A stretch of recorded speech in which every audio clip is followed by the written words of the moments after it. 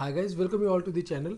आज की वीडियो में एक ऐसा केस बताने वाला हूँ जिसमें लॉ का मिसयूज़ हुआ। वैसे तो आप जानते हैं कि मोस्ट ऑफ द केसेस में लॉ का मिसयूज़ होता है, और कैसे मिसयूज़ होता है, किस तरीके से मिसयूज़ होता है, ये सारी चीज़ें आप लोग जानते होंगे। बट ये क्लियर कट एग्जांपल है कि कैसे मिसयूज हुआ, और ऐसे सारे जजमेंट्स को आपको जानना चाहिए, अपडेटेड रहना चाहिए, सो दैट आपको आपके केस में आसानी से रिलीफ मिल सके। तो आज एक ऐसा जजमेंट बताने वाला हूँ जिसमें मिसयूज हुआ और कोर्ट ने ये माना कि ये क्लियर कट एग्जाम्पल है मिसयूज ऑफ लॉ का, और इसमें पार्टीज़ के अगेंस्ट केस भी होना चाहिए, इसमें पार्टीज़ के अगेंस्ट एक्शन भी होना चाहिए, बिकॉज ये वेस्ट ऑफ टाइम है गवर्नमेंट मशीनरी का, टैक्स पेयर्स के मनी का। लोग एफआईआर कर देते हैं, एंड जो फॉल्स एफआईआर करते हैं उनके ऊपर एक्शन लिया जाना चाहिए। तो आप में से मेजोरिटी ऑफ लोग जिनके ऊपर जितने सारे मैट्रिमोनियल केसेस चल रहे हैं, आप ये जानते होंगे कि most of the FIRs false lodge होते हैं। और एफआईआर्स लॉज होने के बाद क्या होता है कि आप पे प्रेशर क्रिएट किया जाता है, सेटलमेंट के लिए पैसे की डिमांड किया जाता है, और आप जानते हैं कि चलो ठीक है, पैसा दे के कैसे भी इस चीज़ से बाहर निकल जाओ, बिकॉज आपका पैसा, मनी और जो टाइम है आपका, वो प्रीशियस टाइम आपका वेस्ट होता है। तो आप पैसा दे के कैसे भी नेगोशिएट करने की कोशिश करते हैं, और फिर सेटलमेंट होता है। सेटलमेंट होने के बाद दोनों पार्टीज़ क्वेश्चन के लिए जाते हैं हाई कोर्ट में, और हाई कोर्ट से मैटर क्वेश हो जाता है। और इस मैटर में भी कुछ ऐसा ही हुआ। पहले एफआईआर हुआ, फिर नेगोशिएशन पे बात आई, क्वेश्चन पे पार्टी चली गई कि हम परस्यू करना नहीं चाहते और हम खींचना नहीं चाहते इस मैटर को।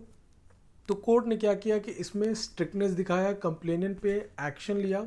तो ऐसे जजमेंट से आपको बहुत रिलीफ मिलेगा। आपको वीडियो पूरा एंड तक देखें सो दैट आपको समझ में आए। तो चलिए वीडियो स्टार्ट करते हैं।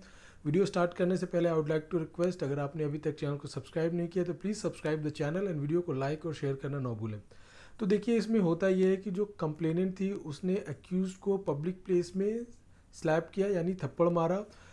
पब्लिक प्लेस में मारने के बाद लड़की ने उसके ऊपर एफआईआर लॉन्च कर दिया अंडर सेक्शन 323, 354 ऑफ आईपीसी कि मेरे साथ ही मार पिटाई हुआ है। तो देखिए, मैटर में ये होता है कि जब पार्टी जानते रहते हैं कि इसमें क्या होगा, बिकॉज ऐसे मैटर में कोई डायरेक्ट एविडेंस तो होता नहीं है, तो कन्विक्शन रेट बहुत कम होता है। ये कंप्लेनेंट को ही मालूम होता है, और लड़का चलो कैसे भी फंसा रहता है, तो वो चाहता है कैसे भी सेटलमेंट करके बाबा इससे बाहर निकल जाए, इस केस से बाहर निकल जाए। तो सेक्शन 482 सीआरपीसी में पिटीशन फाइल होता है हाई कोर्ट में on the basis of settlement कि दोनों पार्टीज़ के बीच में सेटलमेंट हो गया, तो क्वेश कर दिया जाए मैटर। तो हाई कोर्ट ने क्या किया कि जो ट्रायल कोर्ट है उसको ऑर्डर दिया कि दोनों पार्टीज़ का स्टेटमेंट रिकॉर्ड कराया जाए।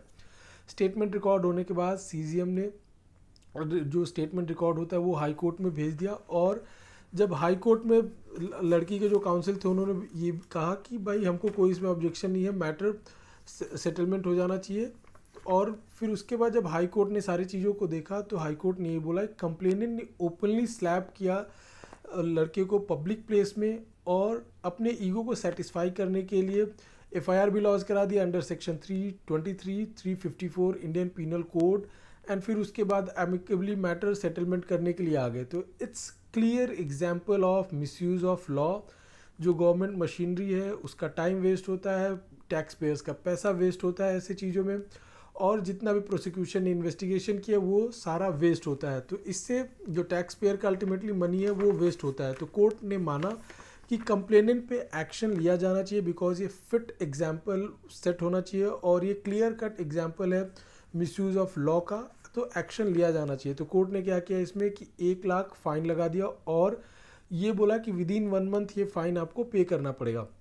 इसमें सिर्फ फाइन लगाया, बहुत सारे ऐसे भी केसेस हैं जिसमें कोर्ट ने जेल भी किया है, जेल का पनिशमेंट भी दिया है कंप्लेनेंट को जो फॉल्स केसेस फाइल करते हैं। तो देखिए, फॉल्स केस करते टाइम ये ज़रूर ध्यान दें और सोचना चाहिए आपको कि अगर आप कोई फॉल्स केस फाइल करते हैं तो उसमें आप भी फंस सकते हैं, और इसमें नेसेसरली सामने वाला परेशान होगा ही। तो हमें लॉज का, कॉन्स्टिट्यूशन ऑफ इंडिया का, इसका सम्मान करना चाहिए, इसका रिस्पेक्ट करना चाहिए। और अगर हमारे साथ कोई प्रॉब्लम नहीं होता है तो हमें अननेसेसरली लिटिगेशन में नहीं जाना चाहिए, केसेस नहीं फाइल करना चाहिए। तो आई होप ये वीडियो आपको समझ में आया होगा।